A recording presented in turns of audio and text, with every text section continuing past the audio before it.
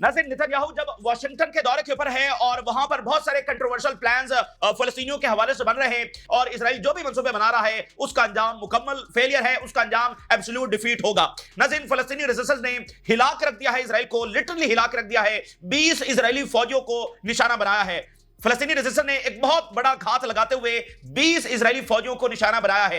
यह पिछले 8 दिनों के अंदर तीसरा सबसे बड़ा घात है। इससे पहले एक फलस्तीनी फाइटर ने 22 इजरायली फौजियों को निशाना बना के हिला कर रख दिया था इजराइल को, और 57 कंट्रीज की जो आर्मीज हैं उनको भी एक मैसेज दिया था कि तुम जो बेहिसी और बेबसी करके बैठे हो तो इससे तुम डर रहे हो। एक फलस्तीनी फाइटर ने 22 इजरायली फौजियों को निशाना बनाया। फिर 3 दिन कबल जो है वो शुजाया में 40 इजरायली फौजियों को जो है वो निशाना बनाया गया और आज जो है वो 20 इजरायली फौजियों को निशाना बनाया गया है।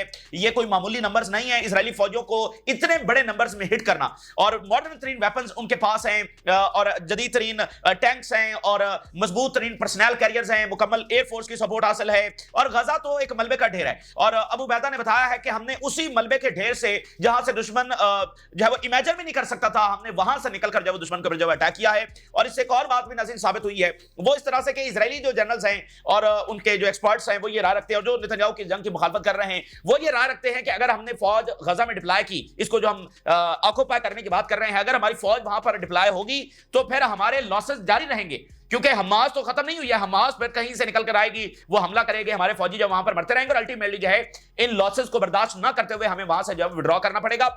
आज इस हमले के बाद शदीद तरीन गुस्से की लहर खुद इजराइल के अंदर है और वो इस बात को कह रहे हैं कि ये नेतन्याहू सिर्फ अपनी पॉलिटिकल वॉर के लिए, अब इजराइल के अंदर भी ये बात एस्टैब्लिश हो चुकी है कि पॉलिटिकल सर्वाइवल के लिए जो है ये मजीद हमारे फौजियों को मरवा रहा है, और बहुत ज्यादा गुस्सा। और इजरायली मीडिया इस तरह से चीख रहा है कि इसका मतलब यह है कि लॉसेस और ज्यादा हैं और बहुत कम जो है वो हमारे सामने रखे जा रहे हैं।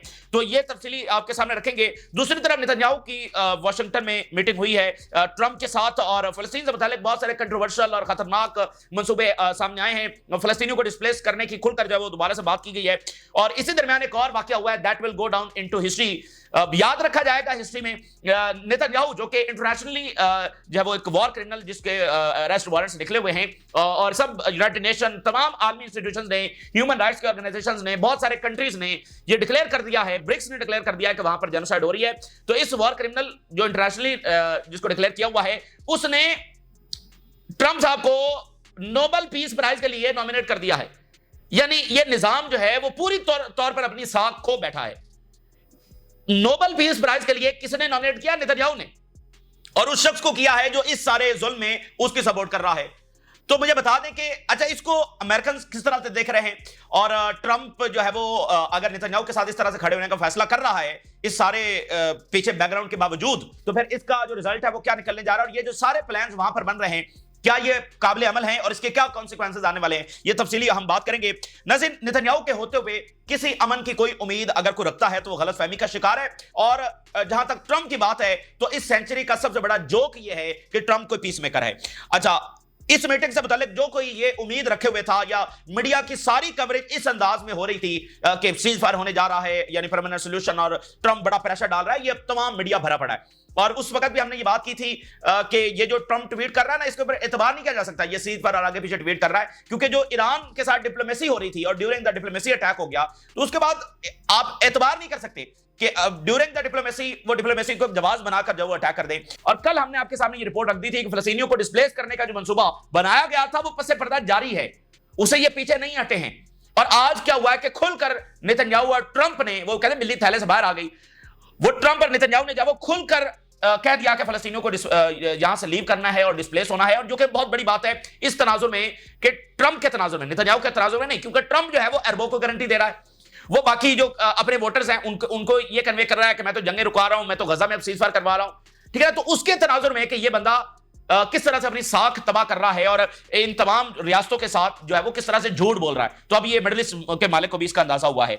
और फलस्तीनियों को डिस्प्लेस करने की बात की नेतन्याहू ने, ट्रंप ने जब उसको इंडोर्स किया, और मिडिल ईस्ट में मैं आपको बता दूं कि गुस्सा भी बढ़ा है, फ्रस्ट्रेशन भी बढ़ी है, और अक्रॉस द ग्लोब और यूरोप में भी फ्रस्ट्रेशन जब बढ़ी है। और ट्रंप ने बहरहाल फैसला किया है कि वो खुद को उसी कश्ती में सवार करेगा जो नेतन्याहू की कश्ती है, जो कि डूबती हुई कश्ती है। और ट्रंप ने यह भी फैसला किया है कि वो तारीख में कंट्रोवर्शियल शख्सियत के तौर पर जब वो याद रखा जाएगा, क्योंकि उसने नेतन्याहू के साथ खड़े होने का फैसला किया, तो वो एक कंट्रोवर्शियल शख्सियत के तौर पर, जैसे बाइडेन है ना, बाइडेन तारीख में कैसे याद रखा जाएगा, बुश कैसे याद रखा जाता है, हिलरी क्लिंटन कैसे याद रखी जाती है, तो ये उससे भी आगे ज्यादा कंट्रोवर्शियल शख्सियत के तौर पर जो है वो ट्रंप याद रखा जाएगा।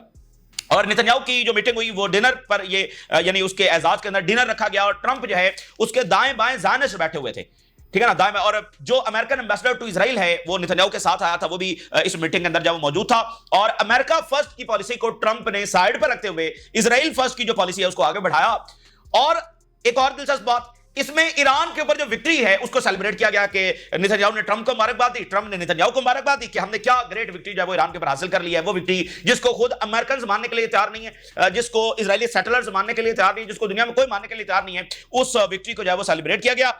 और नेतन्याहू ने लेटर दिया ड्यूरिंग द डिनर। अच्छा, पहले मीडिया अलाउ नहीं था, फिर अचानक से मीडिया को जो है बुला लिया गया, तो उसने जनाब लेटर दिया और नॉमिनेट किया ट्रंप साहब को फॉर नोबेल पीस प्राइज। तो ये जो तस्वीर है ये बहरहाल तारीख में याद रखी जाएगी कि एक वॉर क्रिमिनल अपने क्राइम पार्टनर को नोबेल पीस प्राइज के लिए नॉमिनेट करा। तो मैंने आपको बताया ये निजाम जो है वो मुकम्मल तौर पर अपनी साख खो चुका है। इसलिए ब्रिक्स ने जो कल सारी बातें की हैं वो इसी तनाजुर में की हैं, ठीक है ना, ब्रिक्स की सारी बातें इसी तनाजुर में है कि इस निजाम के साथ अब चला नहीं जा सकता है। और नेतन्याहू ने कहा कि हम वॉलंटरी जो माइग्रेशन है फलस्तीनियों की उसको अलाउ करेंगे। और ट्रंप ने सपोर्ट करते हुए कहा कि हमसाया मुल्कों से हमें जो है इमदाद हासिल हो रही है, जो कि कोई इमदाद ना इजिप्ट, जॉर्डन, कोई भी ये अलाउ कर ही नहीं सकता है, ठीक है, और ना वो कर रहे हैं। तो ट्रंप ने कहा कि, और आप देखें कि मिस्र के जो सदर हैं उन्होंने दौरा नहीं किया व्हाइट हाउस का, तो हमसाया मुल्कों से हमें जो है वो मदद हासिल है। और इसलिए आप देख लें कि मिस्र जो है वो चाइना से टेक्नोलॉजी हासिल कर रहा है। तो ये ट्रंप की सारी पॉलिसीज का नतीजा ये निकलेगा कि ये तमाम मिडिल ईस्ट के कंट्रीज जो है वो ब्रिक्स में जाएंगे, वो चाइना की तरफ जाएंगे, वो रशिया की तरफ जाएंगे। और सऊदी अरेबिया ने अपने फॉरेन मिनिस्टर को मॉस्को भेजकर इस मीटिंग से पहले सिग्नल दे दिया था। तो देखिए, जैसे ईरान पर हमला किसी लॉजिक सेंस में नहीं आता था लेकिन ट्रंप ने किया, तो इसी तरह ये इस जंग को बढ़ाना अमेरिका के इंटरेस्ट में नहीं है। तो फिर बहुत सारे बादशाह ऐसे आते हैं जो अपने एम्पायर को खुद ही जवाल की तरफ लेकर जाते हैं। तो अगर ट्रंप ने फैसला कर लिया है तो वो उसकी मर्जी है। और खुद अमेरिकन अब वहां पर मजामत जो हो रही है वो आगे चलकर हम डिस्कस करेंगे। जरा हेडलाइंस देखिए, Netanyahu backs Trump vision for redeveloping Gaza, says Palestinian can leave. अब वो ट्रंप ने चूंकि पहले बात की कि फलस्तीन को लीव करना चाहिए, जो इसकी पिछली मीटिंग हुई थी, तो उसी को जवाब बनाकर, यानी जब भी Netanyahu American, European, western media के ऊपर बैठता है, कहता है मैं तो ट्रंप के विजन को आगे लेकर बढ़ रहा हूं। अच्छा, meeting with Trump, Netanyahu endorse mass population transfer from Gaza, कहता है it's a free choice. Reuters, Netanyahu says any future Palestinian state would be a platform to destroy Israel. इसने कहा कि 7 अक्टूबर के बाद जो 7 अक्टूबर को हुआ है उसके बाद हम अलाउ नहीं कर सकते फलस्तीनी रियासत। और दूसरी तरफ ये 80 से 90 से मतलब पिछले 40 सालों से बात कर रहा है कि मैं कभी फलस्तीनी रियासत नहीं बनने दूंगा। अब कह रहा है कि जो 7 अक्टूबर को हुआ है उसके बाद फलस्तीनी रियासत की गुंजाइश नहीं है। Trump, Netanyahu look to relocate Palestinians voluntarily from Gaza to other countries. Netanyahu pushes displacement narrative, if people want to stay they can stay. Netanyahu, ठीक है ना। अच्छा, इंसानों में भी शैतान होते हैं, आपको ये बात पता है? इंसानों के अंदर भी शैतान होते हैं। हम तो वो इब्लीस और उसको ही शैतान समझते हैं ना, ऐसी बात नहीं है। इंसानों के अंदर भी शैतान होते हैं। एक वक्त ऐसा आता है जब वो इंसान नहीं रहता, वो बस इंसान जैसा दिखता है लेकिन असल में वो इब्लीस बन चुका होता है, वो शैतान बन चुका होता है, ठीक है ना। तो ये बात भी ज़हन में रखें। तो कहता है कि अगर गजा में कोई स्टे करना चाहता तो हमें क्या मसला है, but if people want to leave, लेकिन अगर लोग छोड़कर जाना चाहते हैं दे कैन लीव, तो फिर उनको इजाजत मिलनी चाहिए। It should not be a prison, ये जेल की तरह नहीं होना चाहिए गजा। अच्छा, तो जब ये इजरायली अभी लीव करके जा रहे थे तो इजरायली गवर्नमेंट ने एक कमेटी बनाई कि ये हमसे पूछे बगैर लीव करके ना जाए। The so called policy of voluntary migration. अब इसके ऊपर हम बात करते हैं। वॉलंटरी माइग्रेशन जो है वो दोबारा से दोहरा रहे हैं।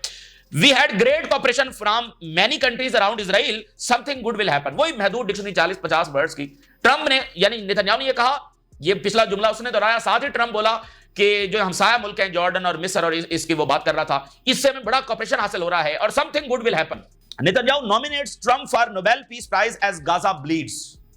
गजा में शदीद इस वक्त बमबारी हो रही है। द गार्डियन क्या लिख रहा है? Israeli plan for force transfer. अब देखें ना, यूरोपियन मीडिया में कहीं कुछ ना कुछ तब्दीली जरूर है। फोर्स ट्रांसफर, वो क्या कह रहे हैं? वॉलंटरी, यहां पर फोर्स ट्रांसफर। द गार्डियन, अब Gaza population a blue print for crimes against humanity, the guardian ने लिख दिया। तो यहां थोड़ी थोड़ी तब्दीली आ रही है, जैसे फाइनेंशियल टाइम ने इनके खिलाफ रिपोर्ट छाप दी तो यूरोप में ये तब्दीली आ रही है थोड़ी बहुत। अच्छा, अब ये वॉलंटरी माइग्रेशन जो है ये भी तारीख में एक कंट्रोवर्शियल उसके प्लान के तौर पर याद रखा जाएगा। यानी होते हैं ना कि बड़े ऐसे प्लान्स जो तारीख में फिर उनकी बहुत कंट्रोवर्शियल वो होते हैं और उनसे जुड़ी शख्सियात भी, और बहुत लान तान उन पर सेंचुरीज तक होती रहती है। जो वो तारीख पढ़ता है वो उन पर लानते भेजता है। तो ये प्लान भी एक ऐसा ही प्लान है। अब वॉलंटरी माइग्रेशन, अपनी मर्जी से छोड़कर जाना, यानी You bomb, you invade, you kill people, you destroy their hospitals and health sectors, and aid को रोक दो, पानी बंद कर दो, दवाइयां रोक दो, खाने में जहर मिला दो, जिंदगी से जुड़ी एक एक चीज जो है वो तबाह कर दो, और उस एरिया को अनइनहेबिटेबल बना दो, नाकाबिले रिहाइश बना दो, और मुसलसल वहां पर बम गिर रहे हो, और फिर कहो कि अगर मर्जी से लोग जाना चाहते तो हम तो नहीं रोकेंगे, मर्जी से जाए। तो फिर जरा यही तजर्बा इजराइल में थोड़ी देर क्यों ना करके देख लिया जाए, ठीक है। तो ये एक ऐसा कंट्रोवर्शियल प्लान है, एक ऐसी कंट्रोवर्शियल बात है कि तारीख में आने वाली सदियों तक लानतें जो है वो पड़ती रहेंगी, ये मैं आपको बता दूं। और ये जब जुल्म हो रहा होता है ना, तो जालिम बहुत ताकतवर होता है, बहुत कॉन्फिडेंट होता है, और वो बस अपने आप को खुदा समझ रहा होता है। लेकिन जब ऊपर से लाठी पड़ती है तो फिर सबकी अकल ठिकाने आती है। और मैं आपको बताऊं, आप तारीख उठाकर देखें, वही कौमें फिर उनको लान तान करती हैं और कहती हैं कि ये तो हमारे लिए अजाब खरीद कर गया। ये होता है और ये होगा।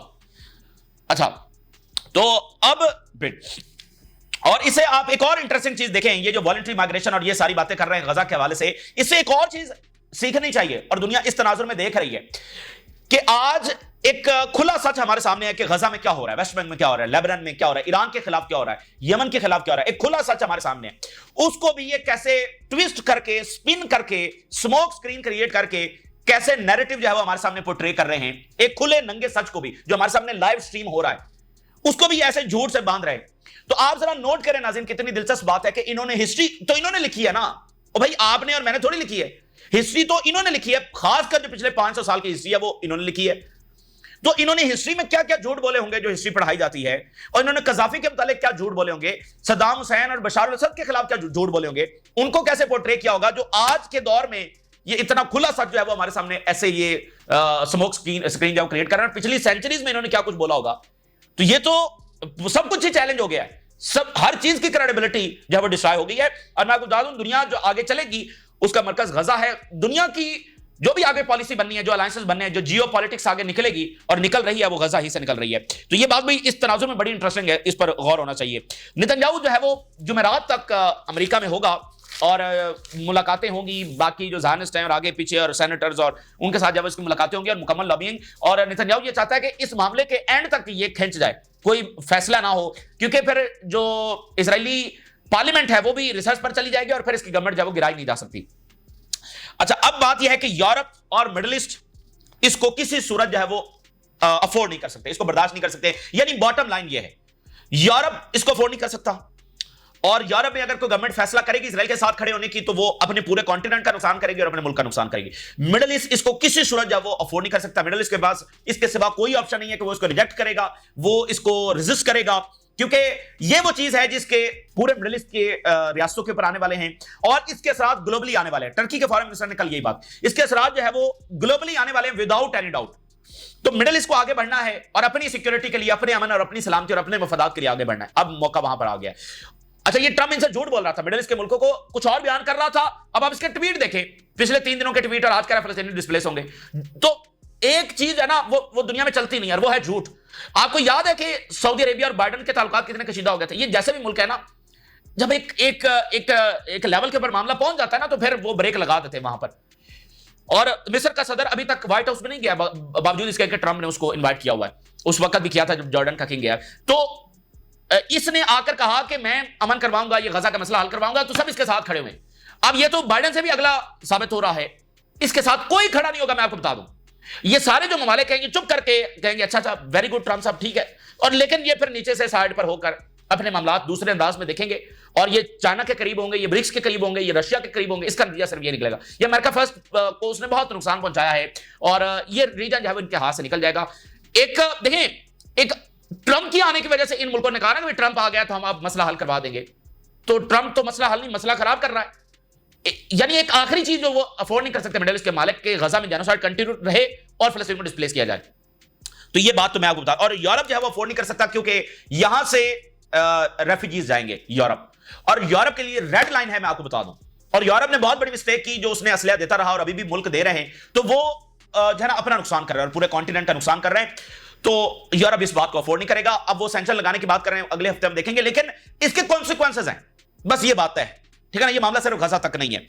अच्छा, और मैं आपको एक और इंटरेस्टिंग बात बताऊं कि ये 1995 के अंदर जब ओस्लो अकॉर्ड हुआ, तो ये मसला हल हो गया था किसी हद तक, यानी दोनों तरफ ये अंडरस्टैंडिंग कायम हो गई, और इजरायली जो लीडरशिप है उसने ये बात अंडरस्टैंड कर ली थी कि फिलिस्तीनियों के साथ ये नहीं हो सकता कि इनका नाम निशान हम मिटा दें और फिर हम यहां पर रहते रहें, ये ऐसा नहीं होगा। ये एक बस अब जितना हमने हासिल कर लिया ये इतना काफी है। लेकिन फिर क्या हुआ, उस वज़ीर-ए-आज़म को मारा गया, इल्जाम नेतन्याहू पर लगता है। 1995 के अंदर नेतन्याहू वज़ीर-ए-आज़म बन गया। इसने पॉलिसी बनाई कि हर वो रियासत जो फिलिस्तीन को सपोर्ट करती है हम उस रियासत के पीछे जाएंगे, उसको तबाह करेंगे। तो उसके बाद का ये जो सारा फसाद है, यानी वो एक जो इंटरनेशनल अंडरस्टैंडिंग कायम हो गई थी, ऐसा लग रहा था मसला हल हो गया है, उसको सिर्फ नेतन्याहू ने आगे बढ़ाया है। ठीक है ना। इजरायली लीडरशिप भी इस बात को समझ गई थी कि ये ऐसे नहीं चलेगा, इस रीजन में हम माइनॉरिटी में हैं और इनके ऊपर जुल्म ढाते रहे, उनका नाम निशान मिटाते रहे और फिर हम यहां पर रहते रहे, ऐसा नहीं होगा। तो नेतन्याहू ने एक एक्सट्रीमिस्ट आइडियोलॉजी के तहत इसको आगे बढ़ाया और बुक्स के अंदर, अरबों के बुक्स के अंदर इसको आगे बढ़ाया और ये कामयाब नहीं होगा और ये भी अपने अंजाम को पहुंचेगा। और इजरायलियों के लिए मैं आपको एक बात बता दूं, लामुतनाही कॉन्सिक्वेंसेस ये देकर जा रहा है। ये इजरायलियों को भी इस बारे में जो है वो सोचना है। अच्छा, और जहां तक ट्रंप की बात है, ट्रंप जो है वो उसने डूबती कश्ती में अपने आप को सवार करने का फैसला किया, बहुत बड़ी मजामत। अब आप देखिए, टकर कार्लसन ने इस मौके के ऊपर ईरानी सदर का इंटरव्यू चला दिया है, बिला वजह चलाया है। तो अंदर से जो मजामत है इजराइल के खिलाफ, देखें ट्रंप जंगों को रोकने का नारा लगाकर आया हुआ है, तो अवामी सेंटिमेंट वहीं पर खड़ा हुआ है। तो ये जो इलॉन मस्क पार्टी लॉन्च कर रहा है, ये जो बाकी लोग हैं, ये उसी सेंटिमेंट को लेकर आगे बढ़ेंगे और ट्रंप जो है वो अपने मुल्क के अंदर वही बन जाएगा जैसे बाइडेन बन गया था। ये ट्रंप अपने मुल्क के अंदर वैसे ही बन जाएगा।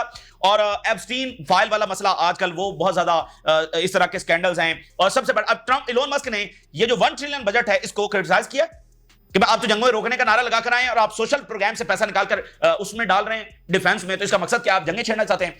तो ये ट्रंप जो है ना, इसने बहरहाल एक इलॉजिकल फैसला किया और एक ज़ायनिस्ट चूंकि आगे पीछे हैं, तो एक अंदरूनी मजामत जो है वो ट्रंप के खिलाफ बढ़ने जा रही है। और इंटरेस्टिंग बात नोट कर लें, इलॉन मस्क जो है वो शुरू में गजा के हक में ट्वीट कर रहा था और इसने पॉडकास्ट में ये कहा था कि ये जो इजराइल कर रहा है ना, एक फलस्तीनी, एक हमास को मारकर 10 हमास के लोग और पैदा कर रहा है। ये इलॉन मस्क की बात है। और इलॉन मस्क ने अमेरिकन बेसिस को अराउंड द ईरान उसको क्रिटिसाइज किया था कि ईरान के खिलाफ बयानी बनता है, हालांकि अमेरिकन बेसिस ईरान के गिर्द क्यों बनाई गई हैं। तो बाद में फिर जो भी हुआ, तो अब उसने बनाई है पार्टी और ये मैं कुछ नैरेटिव जो अमेरिका में आगे बढ़ेगा वो यही है, जंगों का नैरेटिव जो वहां पर आगे बढ़ेगा। और यूरोप जो एक चीज अफोर्ड नहीं कर सकता वो ये रेफ्यूजीज हैं। ऑलरेडी यूरोप का बेड़ा गर्क हुआ पड़ा है, वो इन रेफ्यूजीज को अफोर्ड नहीं कर सकता। इवन इजरायली रीमाइग्रेट हो रहे हैं, साइप्रस में, ग्रीस में, दोनों यूरोपीय यूनियन के मेंबर हैं। और अगर 10-12 दिन का एक और स्पेल हो गया ईरान और इजराइल के दरमियान, तो 40-50 हजार बंदा और यहां से निकल जाएगा। तो ये एक बड़ा डिसाइडिंग टाइम दुनिया के लिए आ गया। ये वेस्ट ने इजराइल का फितना यहां पर जो है ना खड़ा किया और अब उसी का रिजल्ट वो खुद देख रहे हैं।